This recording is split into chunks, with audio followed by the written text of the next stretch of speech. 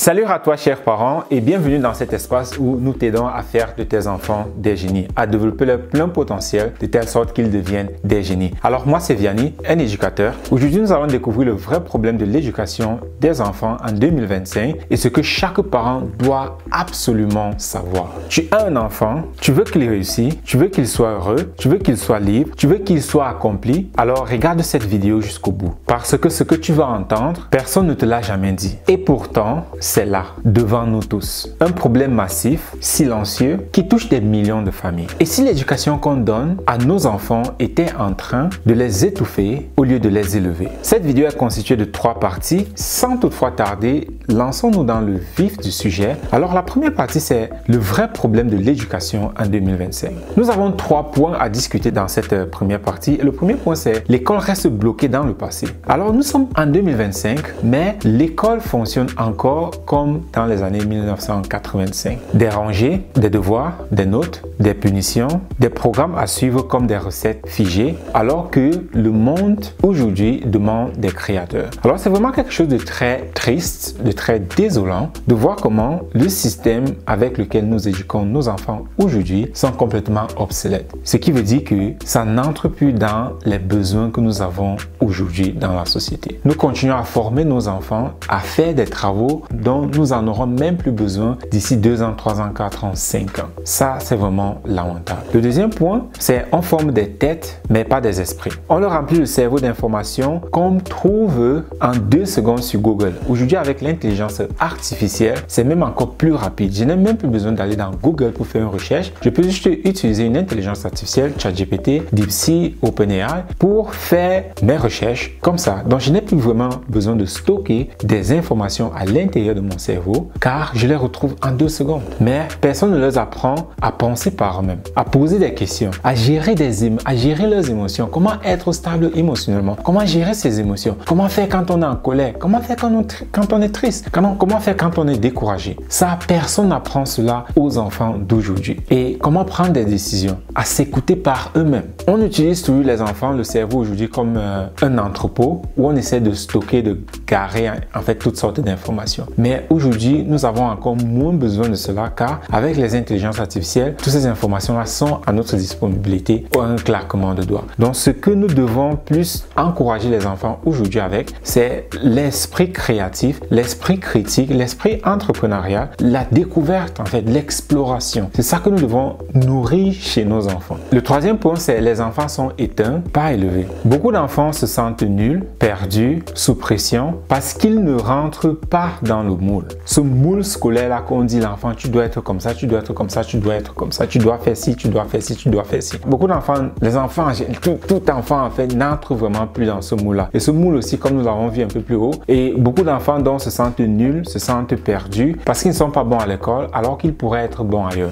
Le problème n'est pas l'enfant, le problème est le moule dans lequel on essaie de mettre l'enfant. Et c'est un problème vraiment très important parce que, comme nous disons toujours, chaque enfant naît avec un potentiel. Et si toi, le parent, tu n'es pas capable de développer ce potentiel-là pour que l'enfant devienne génie, alors tu vas plutôt détruire son potentiel. Qu'est-ce que tu es en train de faire? Es-tu plutôt en train de développer le potentiel de ton enfant ou bien tu es en train de détruire son potentiel? Tu es toujours sur un de ces 2 chemins-ci. Et laisse-moi te donner un indice qui doit te faire comprendre que tu es en train de détruire le potentiel de ton enfant. Si ton enfant n'a plus l'envie d'apprendre, si ton enfant n'a plus l'envie de découvrir, si ton enfant n'a plus l'envie de comprendre les choses, si ton enfant n'a plus envie d'explorer, si ton enfant arrête de te poser les questions comme maman pourquoi si, maman pourquoi ça, alors tu as détruit son potentiel. Et dans la deuxième partie, nous allons voir un point aussi vraiment très clé qui est pourquoi les parents sont perdus. Alors dans cette partie aussi, nous avons 3 points. Et le premier point alors, c'est très simple parce qu'on leur a menti. Oui, on a menti aux parents. On leur a dit fais confiance à l'école, mais personne ne leur a dit que l'école a 30 ans de retard sur la vraie vie. Beaucoup de parents aujourd'hui, ils pensent que parce que eux ils sont allés à l'école et ils ont eu un travail, ils pensent en fait que c'est le même schéma qui sera pour leurs enfants. Mais malheureusement, ce que le parent ignore, c'est que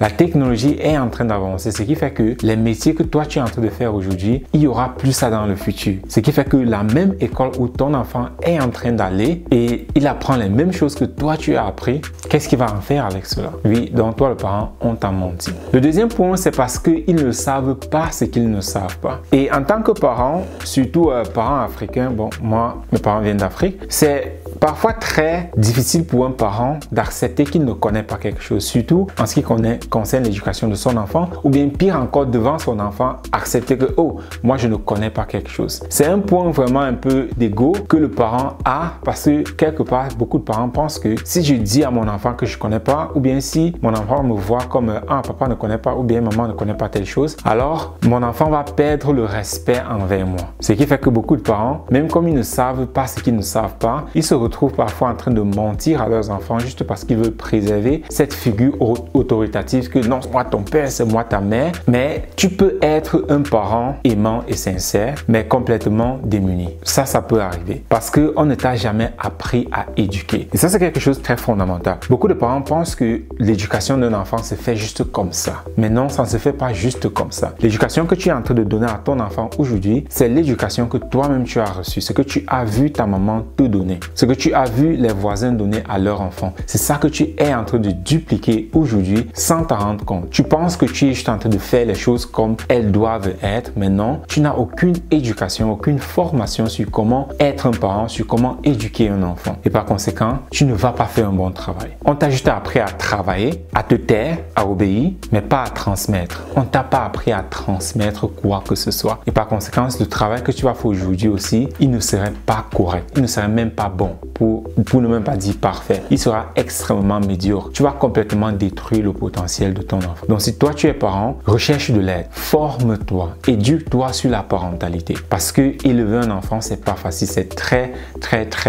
complexe. Juste penser que tu vas le faire comme ça dans le tas, tu vas échouer gravement et misérablement l'éducation de tes enfants. Le troisième point ici, c'est parce que ces parents-là confondent l'ancien modèle avec une véritable éducation. Et c'est ça un peu que j'expliquais tout à l'heure. Éduquer, ce n'est pas juste faire répéter des leçons. Ce n'est pas ça éduquer quelqu'un ou bien éduquer un enfant. Ce n'est pas remplir une fiche ou mettre une note. Ce n'est pas cela. Éduquer, c'est révéler un potentiel. Éduquer, c'est développer le potentiel d'un enfant pour le transformer en un génie. Vous pouvez voir un peu l'éducation comme un peintre qui prend un pinceau et un pot de peinture avec un tableau et il se met à peindre. Vous avez le tableau, vous avez un peu de peinture et vous avez un pinceau. Et c'est en combinant donc tous ces trois éléments-là qu'il parvient à créer une image sur ce tableau. C'est ça, développer le potentiel d'un enfant pour le rendre en quelque chose. C'est un peu comme un sculpteur qui prend juste un morceau de bois ou bien un morceau de pierre, comme Michelangelo. Il prend juste un morceau de pierre et grâce à ce morceau de pierre, il développe la statue de David, que jusqu'aujourd'hui, c'est un truc monumental. Mais si vous avez juste vu la pierre, vous auriez juste dit, ah,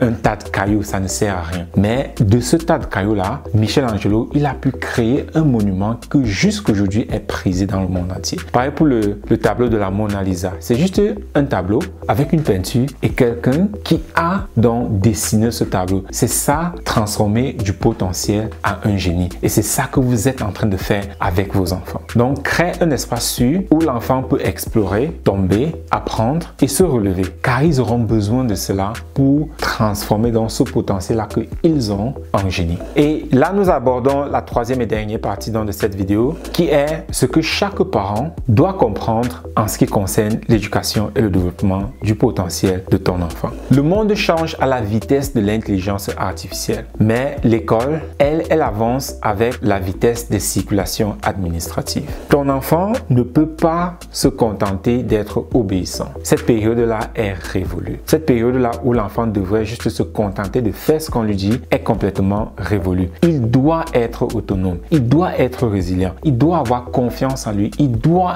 être curieux. Si vos enfants n'ont pas ces aptitudes-là, alors il sera complètement obsolète. Alors il sera complètement nul pour l'avenir. Je vois beaucoup de parents qui mettent énormément de temps, d'argent, d'énergie pour que leurs enfants ont des meilleures notes à l'école. Mais en faisant cela, ils détruisent complètement le potentiel de leurs enfants parce que leurs enfants deviennent juste des marionnettes, des robots. Ils mémorisent juste des textes, des concepts donc ils ne comprennent même pas, juste pour aller composer, pour avoir des meilleures moyennes parce que c'est ça que leurs parents attendent d'eux. Mais cependant, le parent ne s'en rend pas compte qu'on n'aura plus besoin de tout ça. Que votre enfant connaisse ce qui s'est passé durant la Deuxième Guerre mondiale, les différentes capitales de tout le monde entier, c'est ok, mais ça ne sert à personne. Parce qu'aujourd'hui, je peux demander cela à mon téléphone et en l'espace de 5 secondes, il va me dire tout cela. Ce que vous voulez développer sur votre enfant, c'est son habilité à réfléchir. Si votre enfant n'est pas capable à réfléchir, alors quelles que soient les moyennes que votre enfant ramène de l'école, il est bête, il est nul et toi le parent, tu es responsable parce que tu as détruit son potentiel. Alors voici quelques astuces que toi le parent, tu peux faire dès maintenant pour développer le potentiel de ton enfant. Le premier point, c'est ouvre les yeux. Oui, le premier point, c'est ouvre les yeux. Ouvre juste les yeux sur le rôle réel de l'école. Rends-toi compte que l'école est obsolète. L'école n'est plus suffisante pour éduquer ton enfant. L'école n'est pas là pour développer le potentiel de ton enfant. C'est un outil, pas un but. L'école, c'est juste un outil, c'est pas un but. Quand tu envoies ton enfant là-bas, c'est un outil. C'est un peu comme tu donnes juste un bic à ton enfant. C'est pas parce que tu as donné un bic à ton enfant que tu vas dire, ok, mon enfant aujourd'hui, il est écrivain. Non, il a juste un bic. C'est pareil avec l'école. Ce n'est pas parce que tu envoies ton enfant à l'école que tu vas dire, ok, il va être éduqué. Non, c'est juste un outil, un peu comme un stylo. Ce n'est pas à l'école, elle seule, de construire ton enfant. Comme je l'ai dit, ce n'est qu'un outil, un peu comme un stylo. Le deuxième point, c'est créer une culture de la discussion à la maison. Alors, lis avec ton enfant. Tu dois pratiquer la lecture. Tu dois commencer à faire la lecture. Je sais, pour les parents, c'est complètement, on nous a jamais appris à faire la lecture. Oui, maintenant, si tu dois de nouveau apprendre la lecture, parce que comme nous l'avons dit, tu es un modèle pour tes enfants. Tu dois les montrer comment faire. Tu dois les montrer le chemin. Si tu ne le fais pas, eux-mêmes ne vont pas le faire. Parle à tes enfants. Tu dois les parler, avoir une conversation avec tes enfants. Et beaucoup de parents ici, quand je dis avoir de la communication avec leurs enfants, ils disent oui, je parle avec mes enfants. Et quand j'écoute leur conversation, je me dis mais attends, c'est pas ça une conversation. Beaucoup de parents pensent que quand ils disent à leur enfant, tais-toi, va faire tes devoirs, tu ne m'écoutes jamais, tu ne m'obéis jamais. Quand je parle, tu écoutes. Où est-ce que tu étais passé? Tu t'es demandé de faire ça, non? Pourquoi tu n'as pas fait? Hé, tais-toi, je parle, il répond même. Beaucoup de parents pensent que c'est ça communiquer avec leur enfant. Ça, c'est être un dictateur avec son enfant. La communication, c'est quand deux personnes ont deux points de vue différents et ces deux-là communiquent donc, ils s'échangent pour comprendre pourquoi l'autre pense comme elle pense. Et là, je vais te donner un exemple vraiment magnifique d'une maman avec qui nous travaillons, Joyce. Elle utilise notre programme, ça fait presque 3 ans aujourd'hui. Et son fils, Emery, il a 7 ans aujourd'hui. Et durant un de nos appels, nous avons des appels de groupe où nous travaillons avec les parents avec qui sont dans notre programme. Et elle partageait en fait comment une expérience qu'elle a vécue avec son fils où elle-même, elle était vraiment émerveillée. Et en fait, elle a demandé à son fils de 7 ans de ranger sa chambre. Et il a dit, ok, je vais le faire. Il ne l'a pas fait. Ensuite, sa maman a demandé que, mais Emery, ta chambre n'est pas encore rangée. Il a dit, ok, maman, je vais le faire le matin. Le matin, pareil, il n'a pas fait. Sa maman lui demande, mais après, donc, je pense que c'est dans l'après-midi, un truc comme ça, elle lui demande que, mais Emery, ta chambre n'est pas toujours rangée. Elle lui dit, ok, je te demande encore maintenant, est-ce que tu veux la ranger maintenant ou bien dis-moi quand est-ce que tu veux la ranger. Et son fils, il dit, maman, ah oui, je sais, je t'ai promis, je devais la ranger, mais j'ai pas envie de la faire, et ainsi de suite. Sa maman dit, d'accord, je te comprends très bien que tu n'aies pas envie de le faire, mais cependant, ta chambre doit être rangée. Il dit, oui, j'ai compris, mais j'ai pas envie de le faire. Sa maman dit, ok, quand est-ce que tu me promets alors de le faire? Il dit, maman, tu sais, hier, je t'ai promis que je vais le faire le matin. Et le matin, je ne l'ai pas fait. Et maintenant, si je te donne encore une date, si je te promets encore une date, pour être honnête avec toi, je ne vais pas le faire. Je vais juste te promettre, juste pour te faire plaisir. Mais moi, au fond de moi, je sais que je ne vais pas le faire. Et sa maman, elle a dit, waouh, ça c'est vraiment de l'honnêteté. Parce que combien de fois est-ce que tu as une conversation avec tes enfants, ils te disent, ah oui, je vais faire, mais quand vous venez, ils ne le font jamais. Vous les battez, vous les punissez, ils disent, ok, je vais faire la prochaine fois, mais ils le font toujours pas. Mais voici un enfant, parce qu'il a une très bonne confiance en soi, il a un très bon vocabulaire, il sait très bien communiquer et il est émotionnellement stable, il contrôle ses émotions, il contrôle sa personnalité et il est honnête envers lui-même et envers sa maman. Et il explique à sa maman que pour être honnête avec toi, à l'intérieur de moi, j'ai aucune envie de le faire. Je peux te promettre maintenant si tu le veux. Si cela va te faire plaisir, je te promets, comme tu le veux. Mais je sais que je ne vais pas le faire. Qu'est-ce que tu veux? Et c'est un peu comme ça que tu dois comprendre cela. Et c'est très important de développer ça chez un enfant parce que c'est ça la communication. Et beaucoup d'adultes vont dire, ah mais comment ça? Il doit nettoyer sa chambre, ça doit être nettoyé. Je n'en disconviens pas. Aujourd'hui, sa chambre est nettoyée. Il n'avait pas envie de le faire en ce moment-là, 2 ou 3 jours après. Je ne sais même pas si c'était 1 jour après, un truc comme ça. Il a nettoyé. Sa chambre est nickel aujourd'hui. Mais le plus important vraiment, c'est ça la communication. La communication, ce n'est pas que vous allez obliger l'autre à faire ce que vous voulez. Vous pouvez convaincre l'autre à faire ce que vous voulez, mais pas forcer l'autre à faire ce que vous voulez. Il y a une très grande différence entre les deux. Et ce que vous voulez développer sur vos enfants, c'est cet esprit de persuasion. Être capable de persuader, de convaincre quelqu'un. C'est un atout extrêmement important, surtout dans le monde d'aujourd'hui. Surtout si vous voulez que votre enfant plus tard soit entrepreneur, ait un bon métier, il doit être capable de persuader son interlocuteur. Et c'est vraiment magnifique de voir comment un enfant de 7 ans, il est déjà capable vraiment de s'exprimer, même quand il ne veut pas faire quelque chose, capable d'articuler, de telle sorte qu'on comprend en fait ce qu'il ressent. Et c'est ça que beaucoup de parents manquent avec leurs enfants, ce qui fait que quand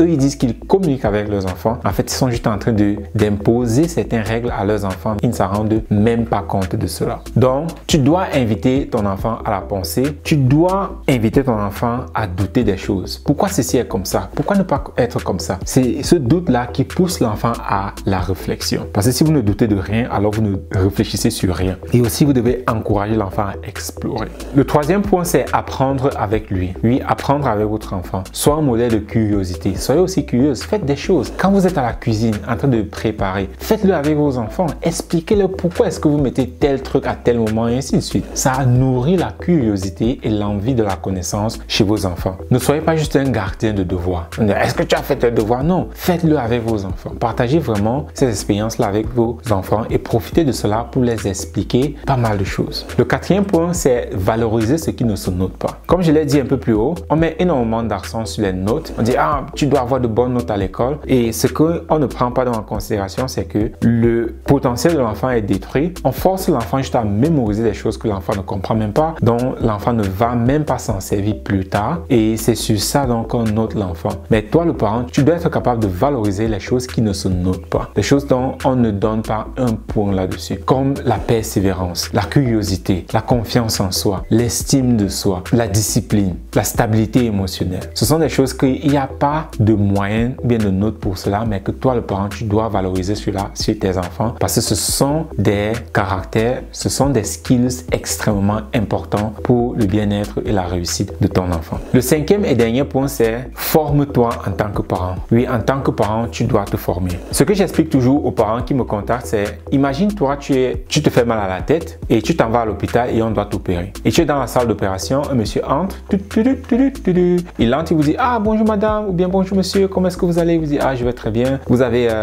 une tumeur, au cerveau, on va vous opérer pour vous enlever. Pour enlever la tumeur, mais ne vous faites pas de soucis, c'est une tumeur très normale et elle est très simple en fait. Il n'y a rien de grave, juste enlever la tumeur et tout sera de nouveau nickel. Juste une dernière petite chose, en fait ce que j'ai oublié de vous dire, c'est que bon, moi comme vous me voyez, j'ai jamais été dans une école de médecine, j'ai jamais appris la médecine, j'ai jamais opéré quelqu'un, j'ai jamais vraiment lu de livres sur la médecine, mais vous savez quoi, j'adore vraiment mes patients, j'adore mes patients plus que tout au monde. Je suis prêt à mourir pour mes patients. Je vais donner tout pour mes patients et même ma vie, je vais donner ma vie pour mon patient. Une question pour toi, parent qui m'écoute. Est-ce que tu vas te laisser opérer par cette personne? Si tu as tous tes sens, la bonne réponse c'est non. Tu as intérêt à te lever de ce lit d'opération et te sauver. Parce que dans le cas contraire, ce n'est pas la tumeur qui va te tuer, mais c'est cette personne qui prétend être médecin qui va te tuer. Et c'est la même chose pour toi, le parent. Quelle formation as-tu fait? Quel programme as-tu suivi? Quelle éducation as-tu reçue qui te qualifie de parent? Et je peux comprendre. Si tout ce que tu veux, c'est que tes enfants soient médiocres, nuls, alors c'est ok. Mais si tu veux que tes enfants réussissent, si tu veux qu'ils deviennent excellents, si tu veux exploiter leur potentiel de telle sorte qu'ils deviennent un génie, alors tu dois te former. Il n'y a pas de demi-mesure. Tu dois, toi le parent, te former. Ce que tu dois savoir, c'est tu n'as pas besoin d'être parfait, mais tu as le devoir d'évoluer. Oui, tu as le devoir de te former pour toi et pour tes enfants. Car un parent qui apprend, c'est un parent qui est libre. Et un parent qui est libre, ce sont des enfants libres. Et c'est ce que nous voulons aujourd'hui pour nos enfants.